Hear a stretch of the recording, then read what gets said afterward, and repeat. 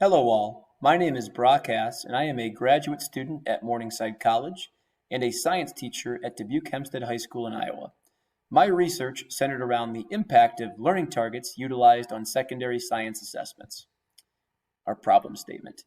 The NGSS, or Next Generation Science Standards, has been implemented across America and in particular in the state of Iowa in regards to our instruction and assessment practices. In Iowa, it has replaced the old Iowa Core. And the issue that we're facing is that current assessment practices that are utilized by teachers in Iowa are still more based on the Iowa Core model and do not necessarily match up to the standards and targets set forth by the NGSS. But by proper utilization of learning targets on assessment, both teachers and students alike can better understand what they know and what the students do or do not know. So why me? I chose this topic to research because I have a passion for teaching and helping my students. Additionally, our school district is really pushing forward with the usage of learning targets, and I wanted to measure the effectiveness of utilizing the learning targets on assessment to see if that would improve student achievement. Our literature review. So there's a large amount of research on learning targets used in instruction, but there's a large gap in research on the importance of utilizing targets on the assessments.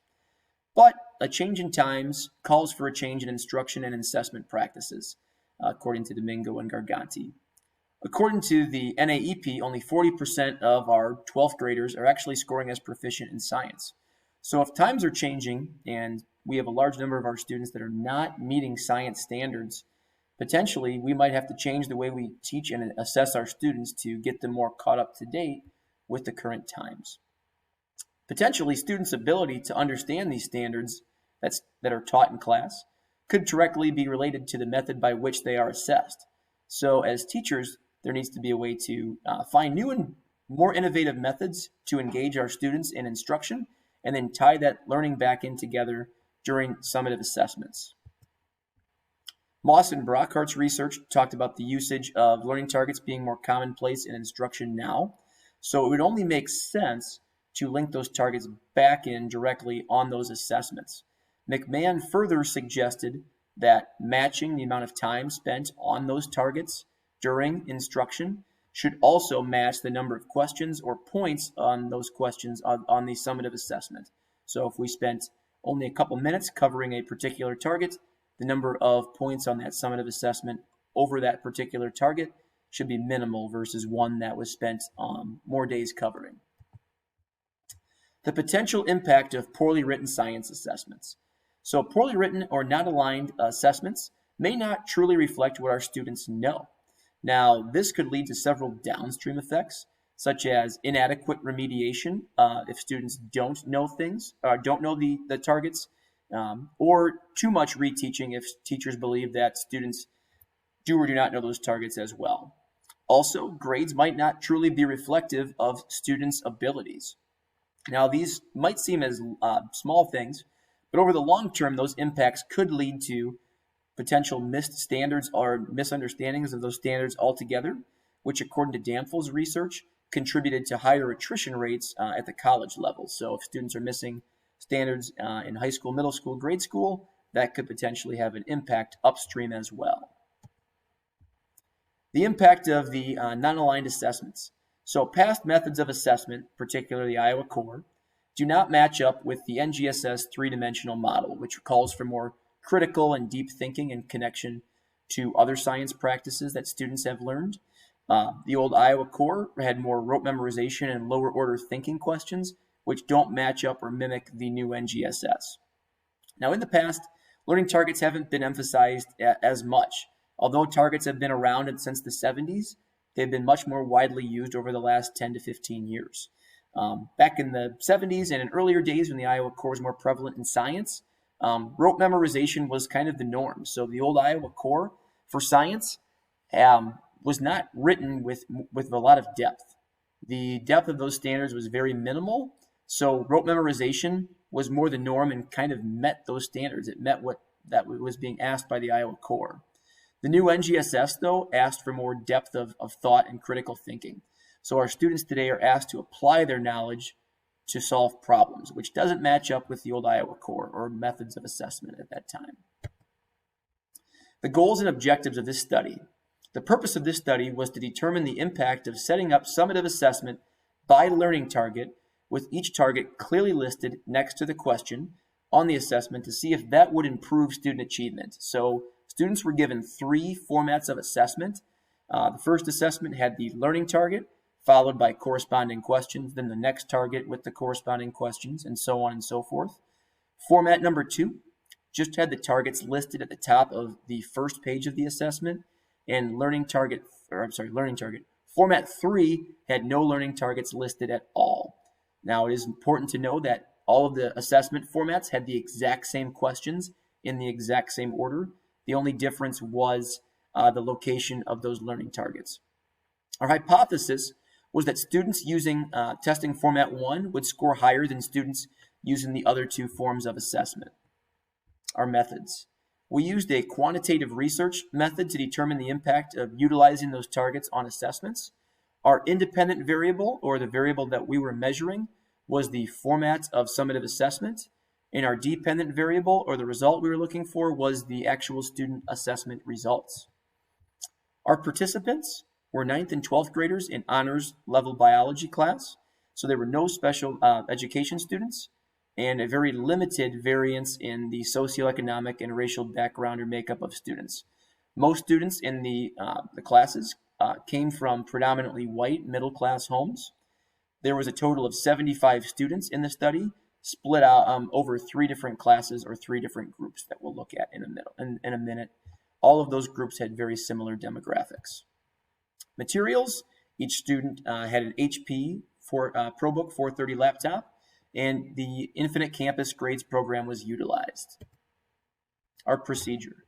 So an identical format of instruction was given throughout the corresponding units. So each day the instruction looked very similar, with learning target being discussed the first 5 minutes of class, followed by guided practice or inquiry for 15 minutes, then a reference back to the learning target, followed by direct instruction for an additional 15 minutes, then more reference back to the learning target prior to dismissal from class.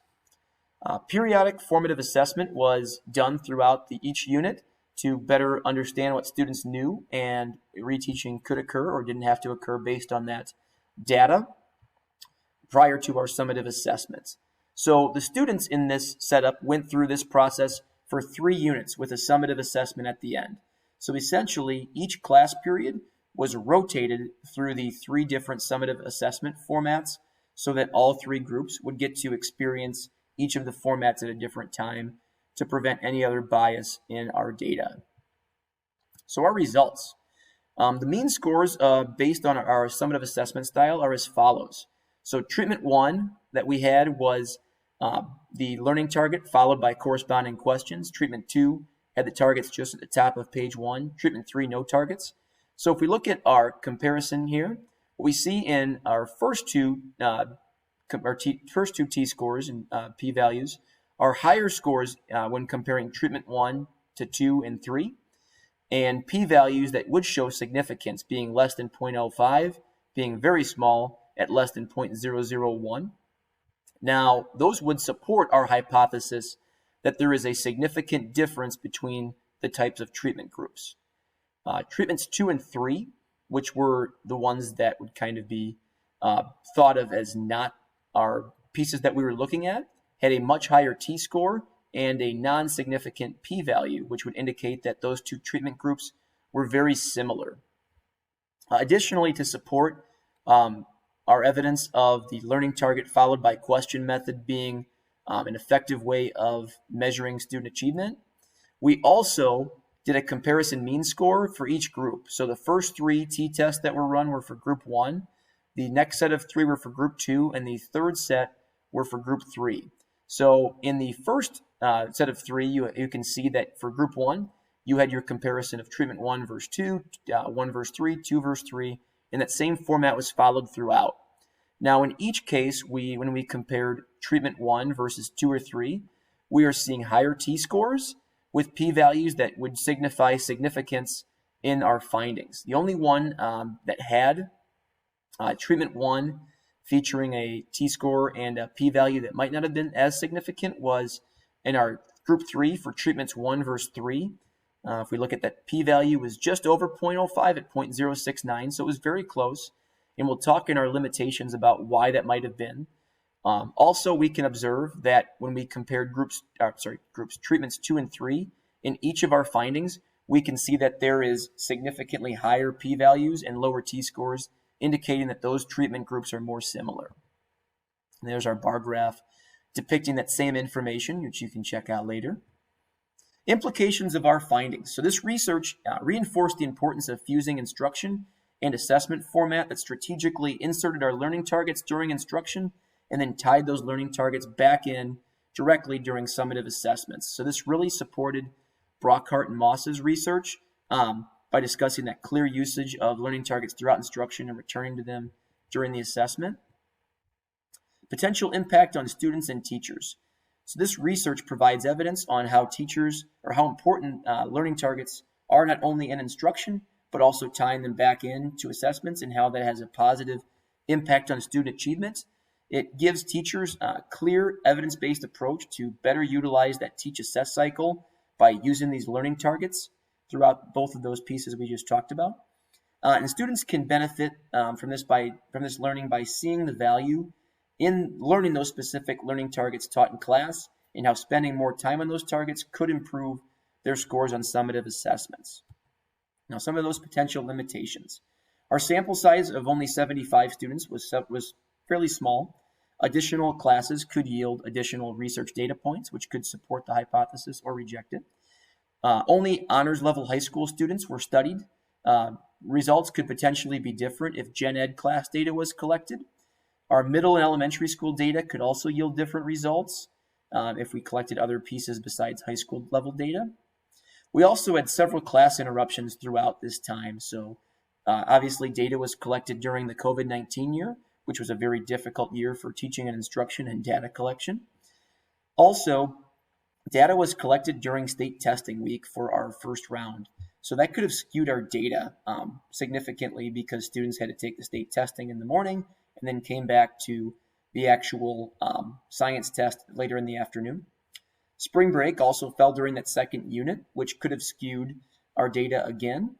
And additionally, several students, although they completed all of the assessments, they missed days due to potential quarantining from COVID or vacation or other reasons, and missing that in-class instruction could have potentially derailed their learning and could have skewed the data for those particular assessments. Some suggestions for future research. So continued research to strengthen and validate the findings of this study could be called for. So studies on the impact of learning targets on assessments from other types of classes, such as gen ed, sciences, or even in looking at other subject areas such as math, English, or history could yield additional results or different data points that could support or reject our hypothesis. Also, studies on elementary and middle school students could potentially also have different results than just by looking at high school honors level students. Now, here is a link to our references for you to refer to later on if you'd like.